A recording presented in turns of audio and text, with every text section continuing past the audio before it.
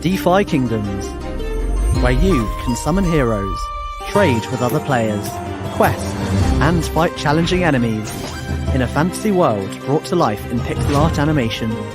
Command your legion, claim your legacy. Hello, everybody, and welcome to this week's AMA with us, DeFi Kingdoms. Hello to everybody who is tuning in live, and thank you for joining us. Also, hello to everybody who watches this later. But we are going to be getting started this week with some updates, and then we're going to roll into some questions, as is our tradition. But in those updates, I did promise a little bit of an alpha drop. And for once, I'm actually not going to make you wait until the end of the AMA to get the alpha drop, even though it's way more fun when I do, and it kind of makes me sad that I'm not going to this time. But if you are following us on Twitter right now, we just sent a tweet with the new and improved and updated priority list. So we are going to give that just a minute. I dropped the link in chat, and then we are going to share it here live. We'll talk about it for a minute, and then we will keep on rolling. Yes, to Winston's point, thank you, Winston, for throwing it in chat and putting it on screen. Winston is going to be fighting a bout with Chun-Li in now, I believe, 16 minutes. So make sure you get in there and put some influence on it, and we'll see how the odds play out for Winston here. But in the meantime, so that priority list is tweeted. To pop it up here on screen, I'm going to do it in two parts because it's a long graphic and otherwise you can't see it and read it. So the first part is our top priorities currently. Those top priorities include Divine Essence. I hope that you are all at least overall familiar with Divine Essence at this point. But if you are not, check out our YouTube page for the Governance and Alpha Roundtable from May 29th. It'll be in the Dev Updates playlist as well. I think that was like an hour and a half or 2 hours with Hubert and I. There's a presentation and just a lot of detail and really good information.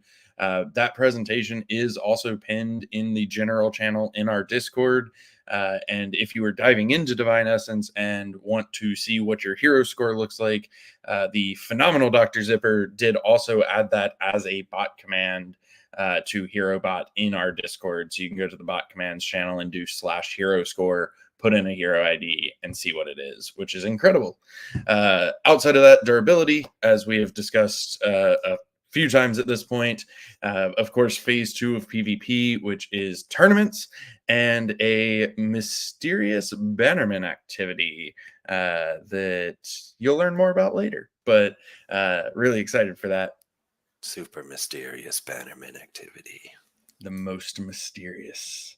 And then we have in our secondary priorities, additional combat classes, of course, our additional hunts reward system, which is not forgotten and will be backdated all the way to the original launch of the Mad Boar hunt, and then it will include both Mad Boars and Bad Mother Cluckers.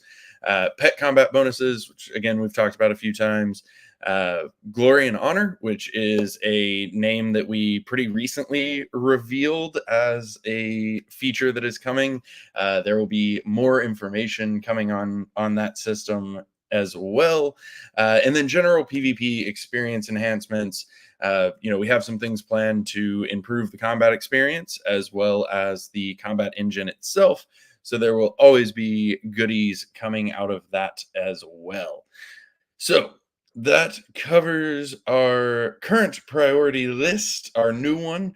Like I said, that is available on Twitter now. I will also announce it in Discord after this AMA, but I can only do so many screens at one time. In the meantime, anybody have anything they want to add or comment on the priority list before we move on? I was just trying to understand what's going on with that pirate kind of drunken guy at the bottom. he's having a good time. He's been partying in Submersia. They're finally above land, and he can, you know, breathe air again. So he's just having a good old time. He looks troubled, like maybe he's fighting some demons. Yeah, it that's looks what I like was gonna say. It's like two guys partying. There's not just one guy. Yeah. That is true. They're partying together, and It's the same guy. demons in a bottle, Awesome. So rolling on with our updates. Dreamer is actually still traveling because he never gets to go home anymore. But he and Sunbear journeyed down to Argentina for Avalanche Summit, as well as a Wayfinders gaming event that we helped organize with our ambassador Spike. So I wanted to pass over to him and talk about Argentina. We are also going to have a couple of special guests join at the end of the AMA to talk a little bit more about Argentina, but wanted to go ahead and kick over to you, Sunbear. Thanks, Bolon. Hey, everyone. I'll kick my camera on here so you see that I'm a real person. Yeah, so we just got back from an amazing summit for Avalanche in Argentina. They're doing it a little different now, where they used to just do it once a year. Last year was at Barcelona, but now they're breaking it up to a couple times a year and really trying to spread it out around the globe to involve more communities and more people that are a part of Web3. So great event, great location. We had the chance to present in front of a pretty large crowd, actually. By the end, the back of the room was even filled up with no seats left. So that was pretty cool. Spike and the Wayfinders and his whole team were there as well. And basically, we wanted to show them the incredible things that are happening on the Metis chain with PvP, the Coliseum. And so we really walked through and showed what that looks like, the systems that are in place. We teased the Honor and Glory, talked a little bit about that. So that was kind of fun alpha to throw out there. And then we showed how it feeds or really kind of pulls on the resources from the Avalanche ecosystem, from Christabel, from DFK Chain. And we kind of showed a loop of like gameplay on Metis. Like people are there, they're there to consume items in order to do that gameplay, whether it's in tournaments or grinding in bouts there and things like that. And the demand is, you need heroes, you need weapons, you need potions, you need everything in order to do that whole process. Even meditating requires all those things there on Metis. And so the demand creates minting, which is happening, the farming and everything happening. You guys all know this happening on Crystal Vale. The bridging goes over to Metis, and then of course it's consumed there, and the ball keeps rolling. So just really showing like how this feature and this expansion is good for the whole ecosystem, and trying to really stretch people's minds on what it means to be a multi-chain game. And there was a lot of excitement about that. We had people constantly wanting to learn more and see more, especially folks that are either influencers or guild leaders, things like that. We also got featured in the main gaming area for several hours, where we put the game up and really got people competing against each other, much like we did in the event that later that night. It was always full. People were waiting, standing behind. They love the strategy. They love the gameplay. So a lot of excitement, especially about tournaments and other systems coming into place. In the evening, we did a big event with Spike. They showed up big. They had like 2 weeks to put this together. We helped them actually get to the event. And they put on a big gaming event, invited several games, had, I think 300 around people show up, which was absolutely amazing. Mostly gamers, and we pumped them through. We were the main game in that space that people could come and try and check out. Gave away a bunch of swag and got a bunch of people onboarded. You probably saw some people coming through Discord. We required them to get a Discord and say, hey, I'm at this event. This is what's going on right now.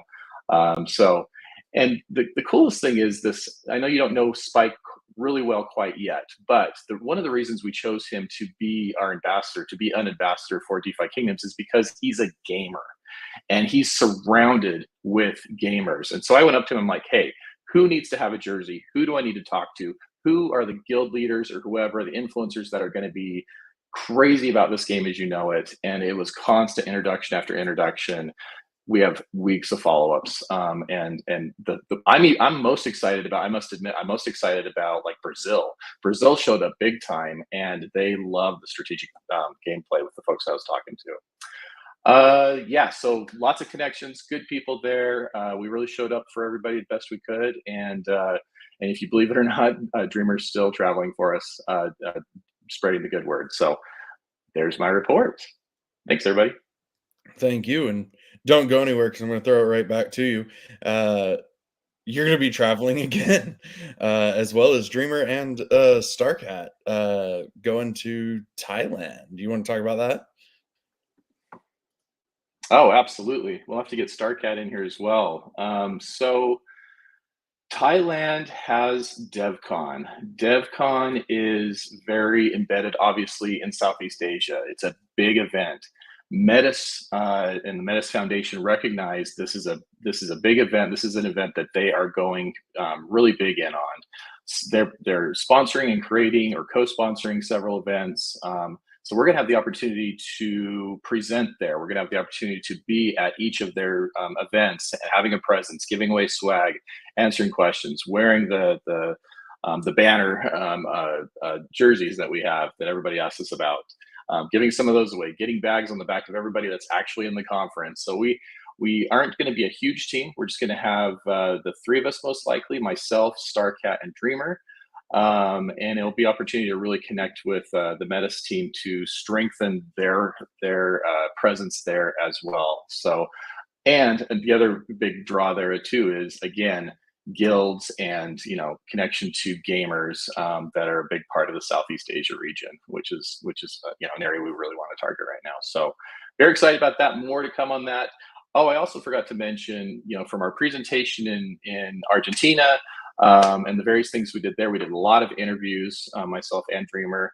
But there's content coming. We're going to be sharing out snippets here and there, so you get a chance to kind of see some of the good stuff that was shared there. Starcat, anything you want to add about our upcoming trip? Oh yeah. Yeah, so this trip is working closely with Metis, which is really exciting. We definitely want to spend a lot of time with them and to continue to develop the relationship that we have and see what other opportunities there are for us to grow and to keep building. And that I'm very, very, very excited about that. Just for me personally, Starcat trying to get out there some more, and really continuing to network and do all the things for the kingdom. Hell yeah. I will say on the DevCon front, if you are in Thailand or planning to be in Thailand and you would like to connect with the team while they are there, just let me know. I can help facilitate. I unfortunately will not be making this one myself, but happy to help make some connections there. I will tease there may be another event in November that we are attending, but it is not yet confirmed. Working on those conversations currently. So hopefully that'll come to fruition and I will have more information for you, which I just realized our next AMA is on Halloween. So that's cool. But stay tuned for more on that. But if you're in Thailand, if you're in the Bangkok area or you plan on being there, let me know. Happy to help facilitate if you want to meet up with Sunbear, Dreamer, and Starcat. Awesome. I'm actually going to throw it right back to Starcat as well. Speaking of Halloween, we announced an event. Yes, it's going to be the Halloween Spooktacular 2024. We are super excited about it. It's happening in the Kingdoms. And so we had last year, it was the green Plague Touched and the purple Void Touched heroes. And this year, there's something about the pit. It transforms a dark summoned hero's skin and it causes to lose all of its pigment and all its life, turning them into death touched heroes. Oh, I'm so excited for this. They look super cool. I saw a couple of it's really interesting because I used to think that the bald heroes were like, little baldies, we don't like them. But then, the death touched bald heroes look sick. There was one with horns, and he looked really, really cool. And like one with ears. Yes. So this is from Monday, October 28th, 8 p.m. till November 4th, 7 p.m. Daylight savings happens during that. So you got to get going during that pocket of time. So when you're doing the dark summoning during that time, there's a 25% chance for the hero summoned to be death touched. So yeah, very, very excited about that. I think it would also be really cool for like heroes that have like red eyes. Yeah, the red eyes and like death touch skin. That's gonna look really, really cool. But yeah, and also we've got the swearing hat. That is something dropping in void hunts, and I've already seen some pretty lucky drops from some people. So when you are slaying the mad boars or those bad mother cluckers, it's a 10% chance to get that in. And man, I have yet yet to. I needed to get my hunts going because it's a really, really cool accessory. It offers a spell bonus, which is amazing. I'm very excited for that. And this is going to last for 30 days, starting on Monday. So very excited about that. And also, one more thing for our Halloween spooktacular is that the boars, we noticed that they really, really love eating pumpkins. And everyone's been starting, like, they've been starting to carve their pumpkins and stuff. But these boars, they've been like rampaging the land, trying to eat everyone's pumpkins. And then it gets stuck in their heads or on their heads. So the boars, they'll be running around with pumpkins on their heads. It's very cute. But yes, that's our Halloween spooktacular. And it's also, check out the Medium article to get those details. But yeah, let's see it. Let's see it. I'm very excited for Halloween, as always. It's very fun. Thank you, Starcat.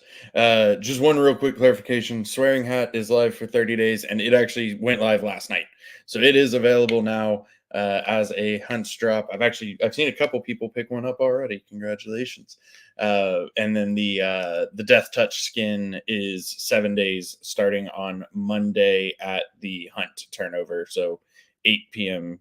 Eastern. One thing I will note, check the Medium article for start and stop times. We have daylight savings time during these events. I know everybody's favorite thing in the world, daylight savings time. Yay. So make sure you track your start and stop times, and we'll keep everybody updated as well. We are going to move into questions, but real quick before we do, the Winston versus Chun-Li battle has begun. So Winston, open invitation at any point. If you want to unmute and say anything, just hop in.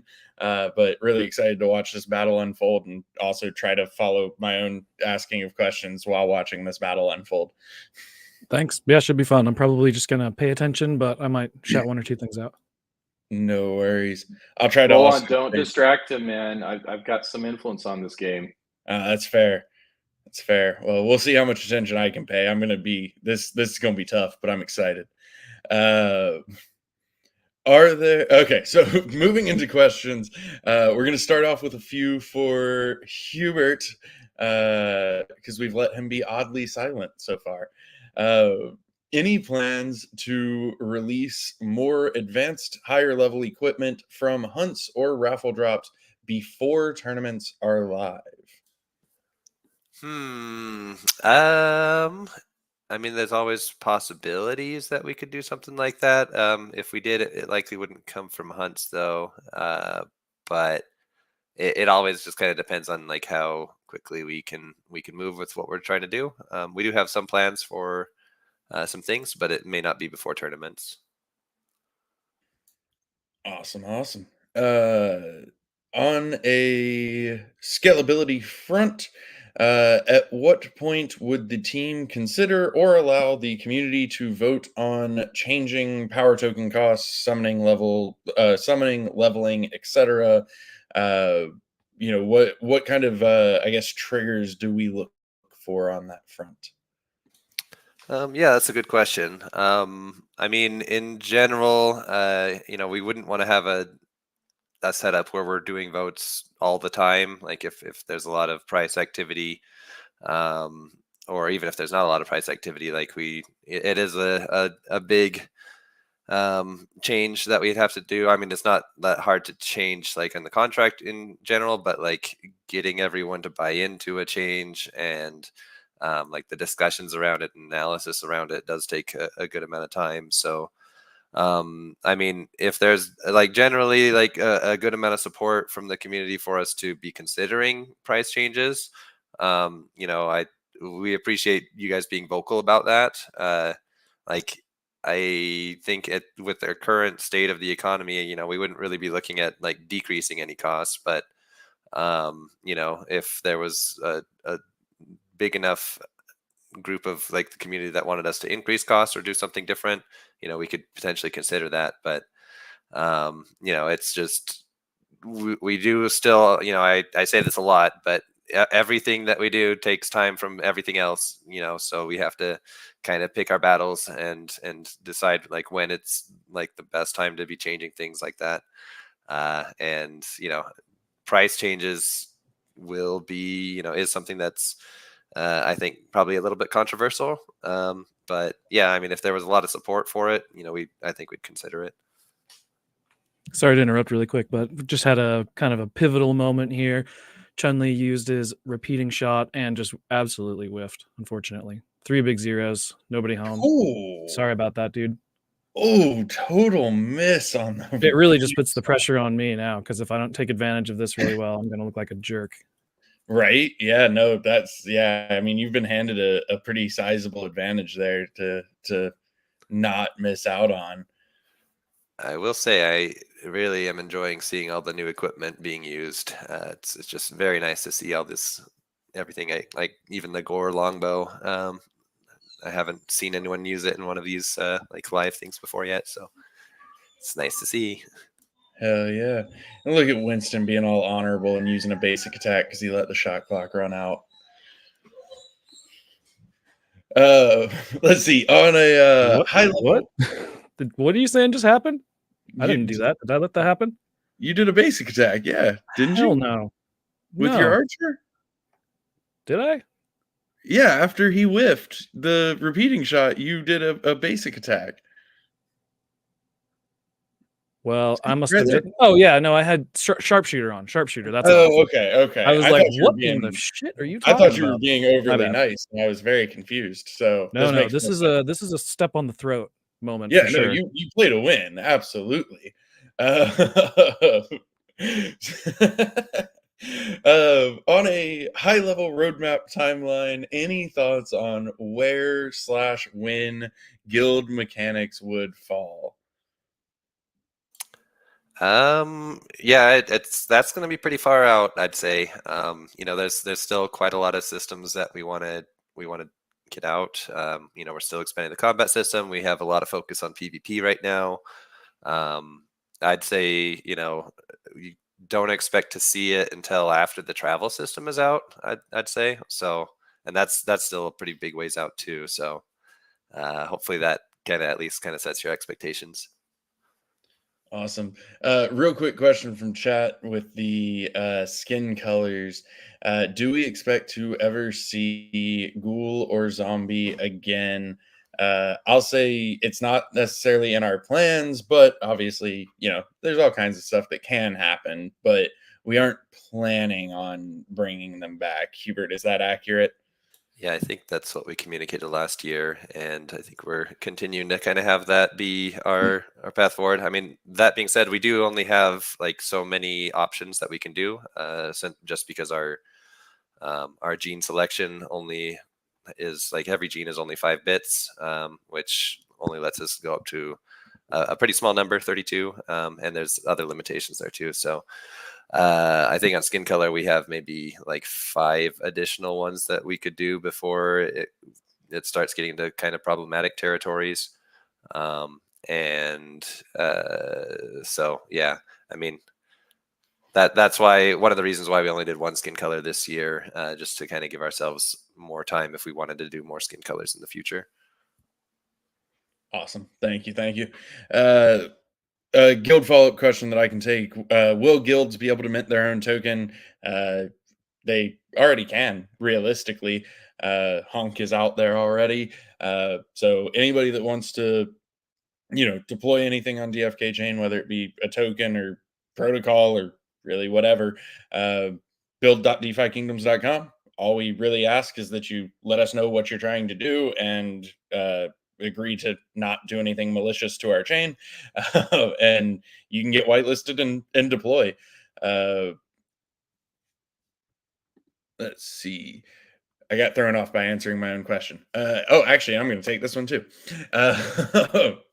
Thoughts on having an NPC in each realm to stake realm tokens that then essentially like return gas fee, or the return is in whatever the gas fee is. So, on Sarandale, having an option that would return Kaya tokens. So realistically, what we would be looking at is liquid staking into validators, which isn't something that like we do ourselves. Is there a potential option of at some point having a liquid staking partner and us having, a front end option for it? I mean, it could happen, not going to say it can't, but that would be more of a partnership with a liquid staking validator provider, and then essentially offering a front end to our players to stake into that validator. With DFK Chain, it gets a little bit more interesting because right now we handle all the validation, but even there, same concept of it would all be through a liquid staking validator. All right, going back to Hubert, taking the pressure back off of myself. So in Divine Essence, when you go to transcend a hero, if that hero has stones and or crystals used, they get a boost. Would that boost apply before or after the multiplier that can apply if a hero of that class has not been burned in a while? So it is after. So yeah, any of the like extras that are added on beyond like the hero score would be after the fact. So not multiplied. The multiplier just applies to the hero score itself. So just the portion that comes from the hero score is what will change. Awesome. Thank you. And then speaking of that potential multiplier, is the realm differentiation dependent on where the hero was summoned or where it is being sacrificed? Where it's being sacrificed. Perfect. Thank you, sir. During hero summoning, does the RNG to determine the results happen when the crystal is created or when the crystal is opened? It is when it opens. Awesome. All right, we're going to give you another break, and we're going to kick over to Sunbear for a second. Would the Avalanche 9000 update have a positive effect on the DFK subnet? We're going to start there. There's a second part, but we'll start with that one. All right, I really had to focus when you said it was back to me because I was really into this game. So that's why I gave you a heads up. I appreciate that. He knows me so well. The short answer is yes. Avalanche is doing a lot right now. I really like the direction they're going for several reasons. and I'll just list a couple. So this 9,000 program is really an opportunity to bring in a lot of new protocols, a lot of new games. People can come in, and now they don't call them subnets anymore. They call them L1s. They say you can come in and have your own, build your own, start your own L1 with all of the Avalanche support. And as you remember, we were the first to do this. We were the first ones to create a subnet and be a part of that. And so we're kind of that use case that they can reference when people can see what's possible there, like using your own token for gas as an example. And it used to be in the current and old system that you had to stake a lot of a Vox and validate for Avalanche, and of course your own L1. Uh-oh, that's not good. Anyway, yeah, he didn't miss that repeating shot, huh? And so the new plan will actually be that you don't have to stake and validate for a Vox at all, or for Avalanche at all. So that's going to be a huge relief for people to be able to, take that barrier down, have people come in much easier. There's going to be like a monthly fee. I think it's like 1.3 or 1.4 a Vox or something like that for them to basically maintain their part of your L1. So huge barrier down, more people coming into the ecosystem. Of course, more people coming in and building there is good for us. The other piece too is as the previously known as subnets transition into this new system, we'll be able to get all the Vox back that we did stake so long ago. And so that'll be a nice little boost to our treasury. So that's a nice thing there. It's also an effort to decentralize. It's several steps in decentralizing as much as you want, really, the L1 that you have. And so the cool thing is, though, that you have the ability to really adjust where that is. Bull on a minute ago was talking about man. Oh no. He was alive with one drip, HP, right? and then oh my god, he survived that rapid onslaught with 1 HP, and I hurt for you, and then he died anyway. Sorry, continue. Yeah, so for example, we'll be able to have community members, other groups, whatever it might be, potentially validating and decentralize that piece, so we're not being the only validating system out there. It also, being a part of that whole new system, opens up the door to so much easier communication and connection to all the other L1s. So there's a lot of benefits there. So the short answer is absolutely yes. And the Avalanche guys, they're doing some really cool stuff right now. Thank you, Sunbear. I also have a follow-up on that. But first, congratulations to Winston, who has defeated Chun-Li here, live, on screen, with 0 potions used. A quick potion check here. Looks like I'm getting all of them back. That's all. That's going to be all of them right there. Ouch. Ouch. Oh man. That was an incredible battle. That missed repeating shot. I mean, just to completely miss, that hurts. Yeah, but good game, Chun-Li, dude. That was pretty unlucky right there for sure. That would have been definitely a didn't game miss changer. the second one though. So Didn't miss the second one. Huge congratulations to Winston. Also, thank you to Chun-Li for fighting this battle with Winston live during the AMA so that we could stream it. A lot of fun there. And if you want to sign up to be the next contender, I'm just volunteering Winston. So let us know if you want to sign up to be the next contender. Yeah, I'll fight somebody every week. Just send me a message if you want to jump into it, and we can figure it out. Skiller was throwing challenges down in chat earlier, so Not Skiller. No, I did say if I beat Chun-Li, I would go against Skiller. So maybe if he wants to go next week, we can do it. So Hubert, should we expect Archer nerfs before next week? I better hurry, or just force him to use level 10 heroes. I'm sure all his good ones are level 20. So.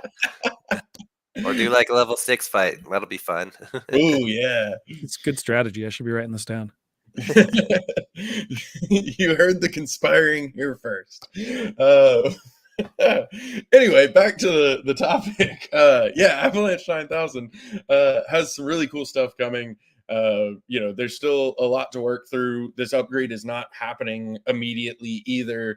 There's going to be a testnet phase. There's a lot going into it. But Ava Labs is awesome, and this is a really, really cool upgrade coming that will make it a lot easier for people to start L1s, to run their L1s, So it's really exciting. The secondary part of that question, which I mean, I'll kick off, but Sunbear, if you want to add anything, please feel free, or anybody else. Would it help us close Sarandale and move all operations to Crystal Vale without facing any scaling or cost issues? So I'm going to answer that in two ways. One, no, it wouldn't change that. Like if we brought all of that activity back to DFK Chain, it would just be more activity on DFK Chain, which would then use more gas, fill up more blocks, potentially raise gas costs. Like it doesn't have any impact on how the chain itself runs. But also not something that we're really looking to do. Klaytn has officially merged and is now Kaya. The Line organization is now heavily involved as well. So we're really excited about exploring this new relationship with them and seeing what that can be. Sarandale was our original realm. So not really something that we're looking to do anyway either. Yeah, and I think you said it great, Bolon. And there's a lot of conversations happening about what this Line relationship will look like, what Kai is going to look like. I mean, like Bolon said, they just launched a few months ago, and they're bringing over all of their, the dApps from Finchia that need to kind of do a lot of new coding in order to be fully compatible with Kaya. And Line really, opening up applications right now for early access to the ability to be actually in their messenger as an app. So there's some cool opportunities there. So a lot of brainstorming happening, and of course, connections will be made when we're out there in person as well. So at DevCon. So yeah, some exciting information coming down the line. Awesome. Thank you, sir. Gonna jump back to Hubert for a minute here. Any thoughts on having like PvP bots for people to play against for when they may not be able to find open bouts as easily because of time zone or other activities? Yeah, probably not something we're going to be doing anytime soon. I mean, we have other things that we're wanting to do to hopefully, encourage more activity over in the PvP zones. There's mysterious bannerman activities coming. There's the glory and honor thing we mentioned. There's tournaments. So I think, with tournaments too, we'll make sure that we're not always just doing them at a specific time zone always. So hopefully that will encourage more players to come at different times. But doing like a whole AI thing and whatnot, that's not PvP, that's PvE. So if we wanted to do PvE type things, I think we would do something different. So yeah. Thank you, sir. Thoughts on being able to see history of sponsorship and betting, or not betting? We don't do that, but Voting. Thank you. Yeah, I think that's a great idea. It's something that we've already identified and it's on Beetle's list. So I think we just need to make that more of a priority to get it out. Especially, if you happen to miss, I think also, especially just with the multi-voting coming soon, there'll likely be cases where like there's two bouts happening at the same moment and you can't watch both, but you do want to see what happened with the other one. Besides just like knowing how to find the link to it on your own, which I mean, there is kind of a way to do that, but I think it'd be great to be able to show that in the UI for everybody. So, yep. Awesome. Thank you, sir. Speaking of, that actually kind of answers the next question as well. Also talking about time zones, being harder to vote on bouts. But as Hubert just mentioned, we are going to be removing the one bout at a time restriction, which should make it easier for people to schedule matches and then go in and vote on matches that will be throughout the day. So that should help alleviate that burden a lot, to be able to go in at your time zone and vote on several bouts all at once. So really excited for that as well. Jumping back to you, Hubert, for a moment. In the last AMA, you were discussing the opportunity to re-roll heroes. Something you said in passing got lodged in this particular community member's brain. It was something to the effect of, you might get 4 bad rolls, but the odd of getting a 5th bad roll are low. Could you explain that a bit, please? Are there dependencies between those rolls, or are each of them unique rolls and results? So no, there's no dependencies. It's just about, probabilities, right? If with any, I think the average is close to like 7 or 8 stat ups in a given level up. But if you get 3, like the probability of that happening is pretty low. And then the probability of that happening, 3 times in a row is that probability cubed, which goes much, much, much lower. So it's really just, a comment on probability. Like if you keep hitting the likelihood of it happening is low. I mean, it can happen. It does happen. Also, the inverse happens as well, where you just get good level ups after good level ups. Things tend to average towards the middle over time. So that was all what I meant by that. Like, if you get a low roll, that was a low probability chance to get that your next reroll.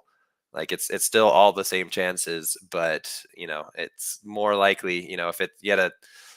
If you rolled something and it was a 3% chance that you would have got that result, and you roll again, you only have a 3% chance that you're going to get a similar result, but you have a 97% chance that you're going to get something different.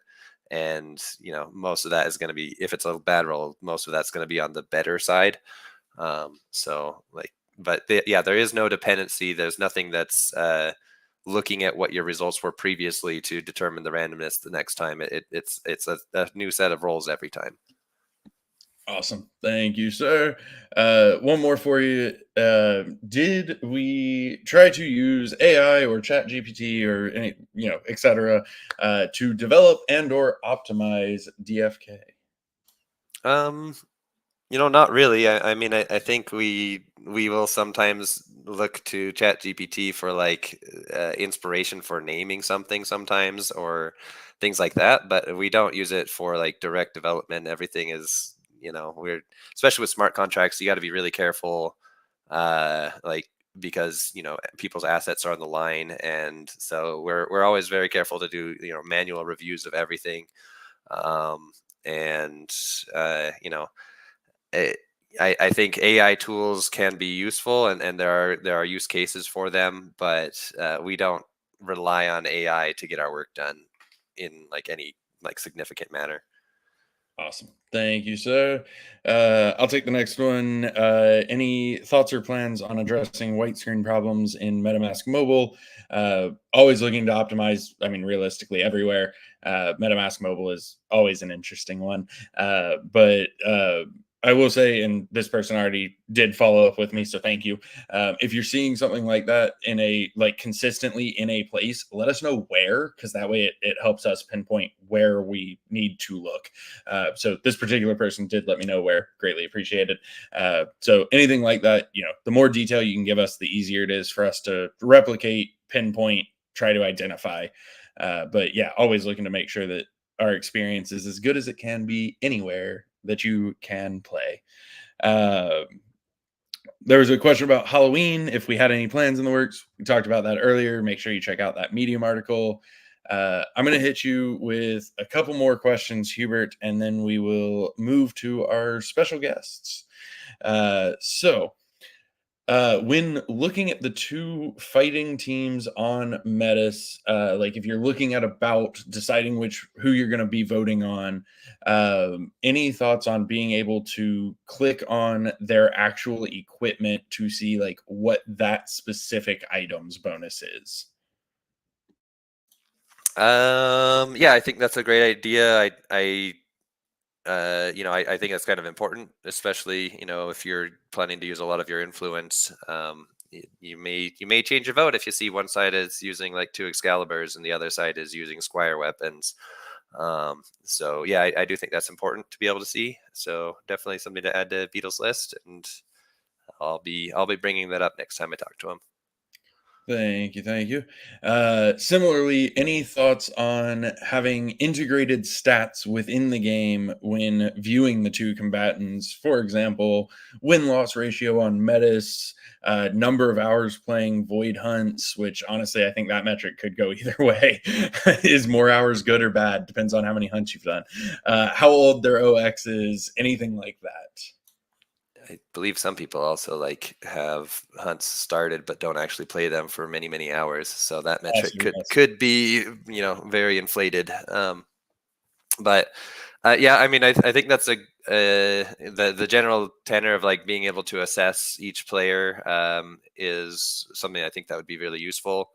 It like depending on how far it went, that could end up being a lot of work. But you know, being able to see things like win-loss ratios of a player that might be something that's helpful, but it's also, you know, it's kind of hard to really like have that be meaningful in some ways, because somebody could be experimenting with a bunch of different teams, and like in the process of doing that they lost a lot, but they're actually skiller, and we all know skiller is great and is not a gamer but somehow keeps winning. But I saw that game last night, by the way, Skiller. That was a good use of that Berserker. But anyway, and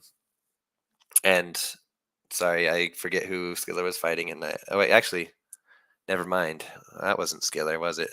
Anyway, I can't remember actually who it was. I saw the last game that happened. Now I'm embarrassed. But yeah. Anyway. Go into it with confidence. Yes, yeah, I was like an AI, just barely. Super confidence. But no, we'll see what we can do. You know, we have things that we're working on, and I don't want to derail too much of that to like go deep into things like that. But if there's kind of low-hanging fruit that we can add, I think that would be useful. So awesome. And it was confirmed it was Skiller. You were right. He was fighting Be Easy. Oh, okay, good. It was good. Okay, thank God. Yeah. I'm not crazy yet. Also, Skiller is a gamer. He can say he's not all he wants. We all know the truth. One last one for you, and then I will leave you alone for now.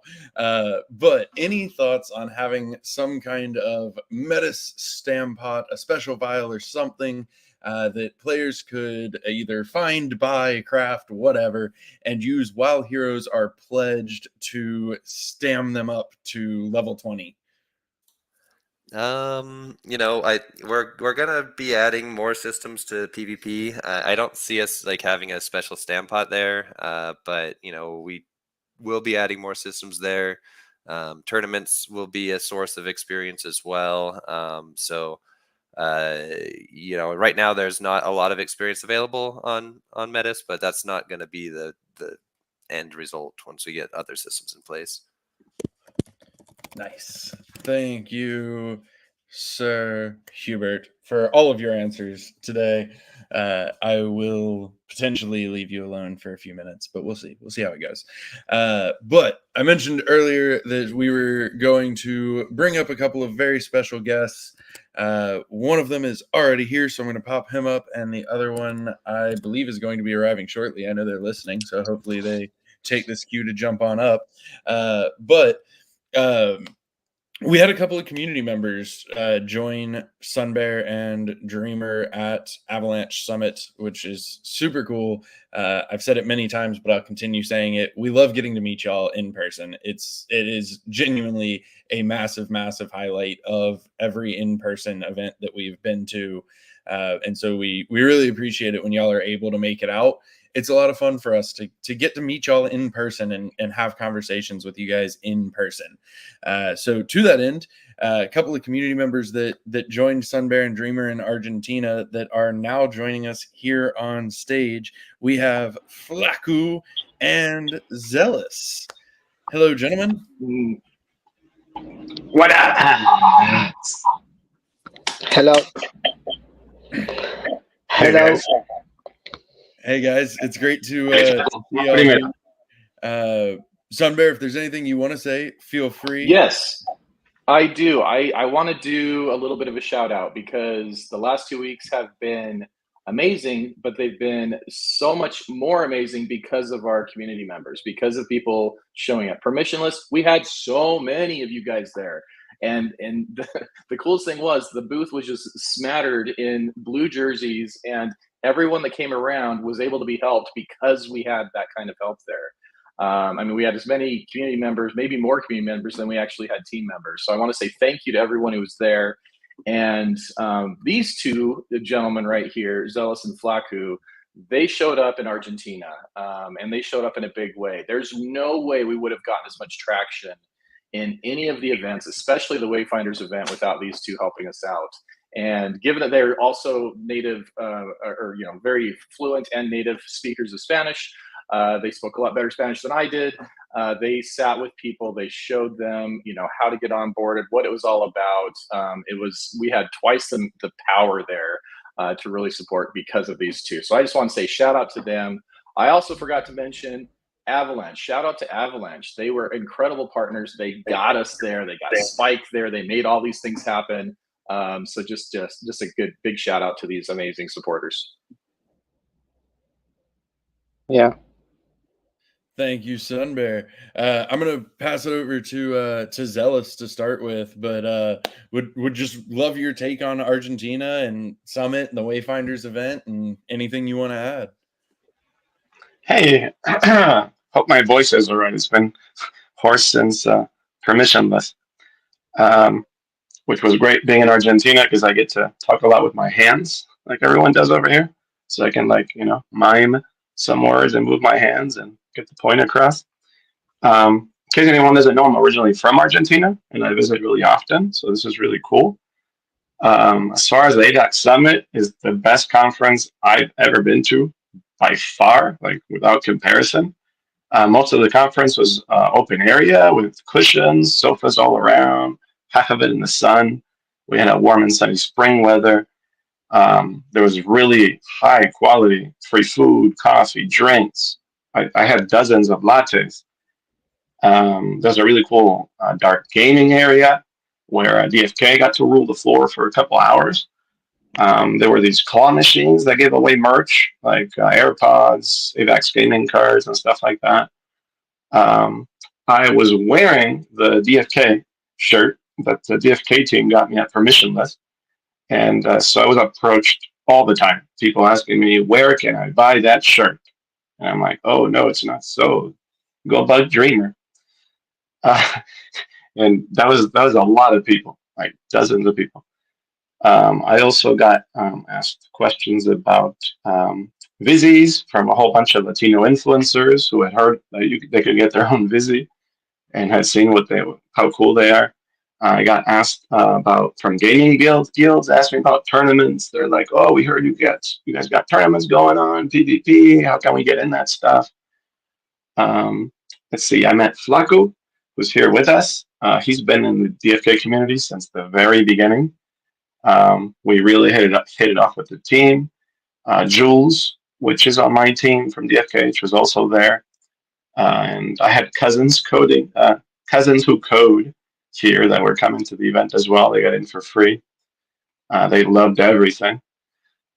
Biggest thing from me was G-Bunker. So Spike from Wayfinders organized the event.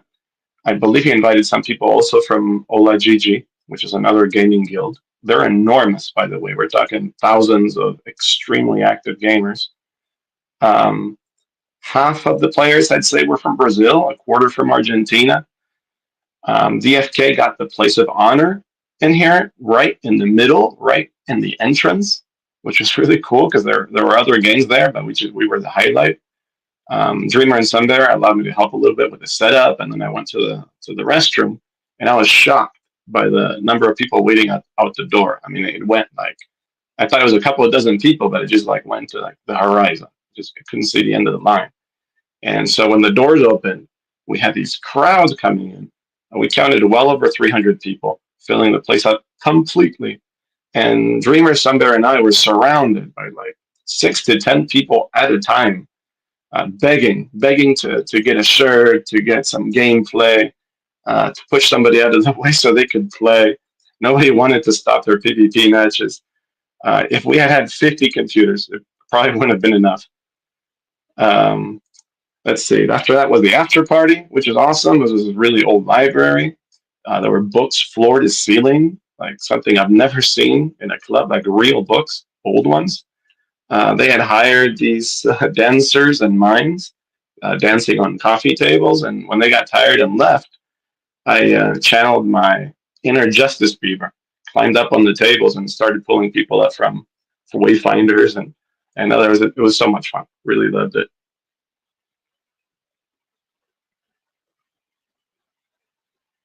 That is awesome. Thank you so much, Zealous.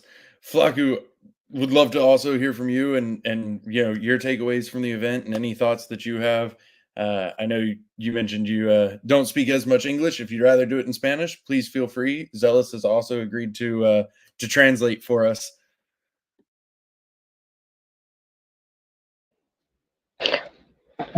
Hello, muchas gracias primero por lo que fue el evento.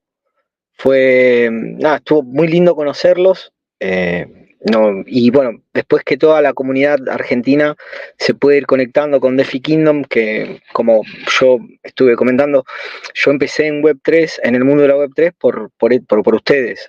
Ahí es donde me empecé a involucrar en esto. Y me parece genial. El haberlos conocido todavía es algo realmente asombroso. Y recomiendo a todos los que puedan ir a un summit, que realmente es muy nutritivo en cuanto a todo el conocimiento que uno que se lleva de ahí, más allá de las conexiones que uno termina haciendo.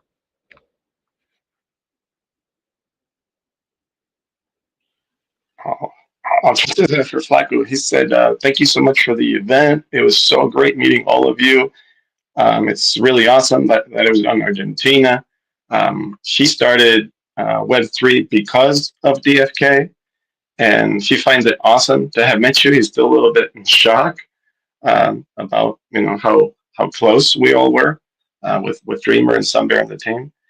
And he highly recommends that anyone that has the chance comes to a summit, because it's not just about the knowledge and experience, but the people you meet and being able to see everyone face to face. That is awesome. Thank you so much to both of you. Thank you, Zealous, for also providing translation services here live. I will just plug real quick. The jersey is actually live on the merch store now. So if you want to snag one of your own, it is available. merch.defykingdoms.com. There is also a Sunderdials blanket available. So huge shout out to Starcat for making that happen. The blanket looks awesome. The jerseys are awesome. I've seen them, held them. I have one. So definitely check out merch.defykingdoms.com on that front. Outside of that, we can move into our wrap up. I just want to say again, thank you to both Zealous and Flaku and anyone else that came out that I missed. It really is just it's awesome to get to meet you guys in person. It's one of the highlights, like I said. It's so cool, but it's also so impactful to be at an event and be able to say, you see these guys, they're here because they want to be here because they love DeFi Kingdoms. Like they're here just of their own choice. We've gotten to do that at a lot of events. To Sunbear's point about permissionless, there were many, but even in Argentina, we had community there, and being able to say when you play DeFi Kingdoms, like you're a part of this community, you're a part of this family. Like we have people that fly from all over the world to come to these events just to come hang out with us, support us, get some merch, of course, Beeve. It really is just amazing. So huge thank you to both of you and to everyone else who has ever made it to any event that we have been at. It's super appreciated. Speaking of appreciation, as always, thank you to everybody who's listening live. Thank you to everybody who listens to this later. And thank you to everybody who is submitting questions for us to do these AMAs. As always, you can submit questions at talk.defykingdoms.com or in the AMA questions channel in Discord. And last but certainly not least, thank you to the team members who take the time out of their week to hop up here and answer all of these questions for us. Special shout out to Hubert, who has to answer most of them for us. But it's always greatly appreciated. These are a highlight of my week, and I hope a highlight of many others' weeks as well. And stay tuned for more bouts. Really excited for that to keep going, and all of the systems that we have in place. I won't make everyone talk. I am going to have Zealous and Flaku do our bullish. But anybody from the team, any final thoughts that you want to add before we turn it back over to these gentlemen?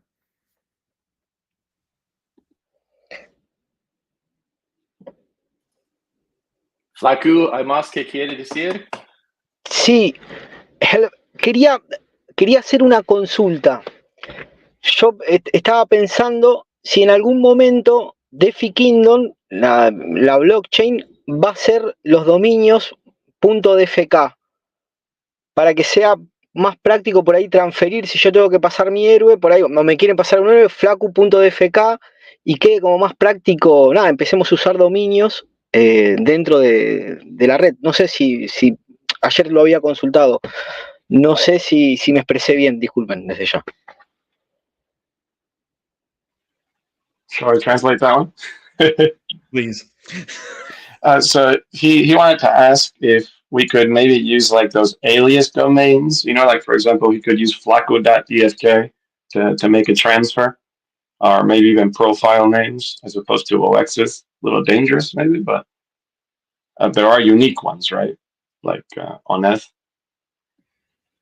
Yeah, I don't have the best answer for that. I don't know, Hubert, if you might have anything to add on that front. I know it's something that we've talked about before, but I don't know if it was supported by the L1, by Avalanche L1s yet. I don't remember. Hubert, do you know off the top of your head? No, it seems like something Fox would probably know a bit more about. DFK naming service. All right, we'll take a look. Yeah, no, that would definitely be super cool though, and having the .dfk. Oh, that's good. DNS. DFK naming service. Exactly.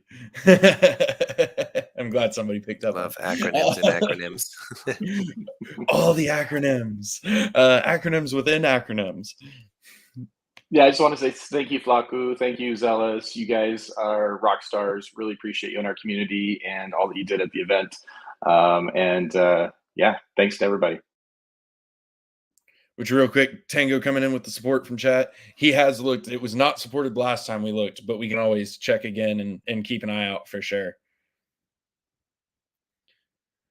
Awesome. In that case, I will turn it back to Zealous and Flaku. If you have any final comments, that's more than welcome. And otherwise, give us a good bullish. ¿Listo, Flaku?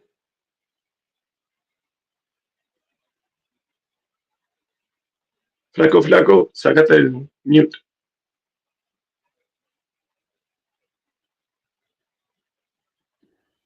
We've lost Flaco. All right, I'll do it. Bullish! Bullish! Bullish! Bullish! Thank you, everybody, and we will see you next week. DeFi Kingdoms, where you can summon heroes, trade with other players, quest, and fight challenging enemies in a fantasy world brought to life in pixel art animation. Command your legion, claim your legacy.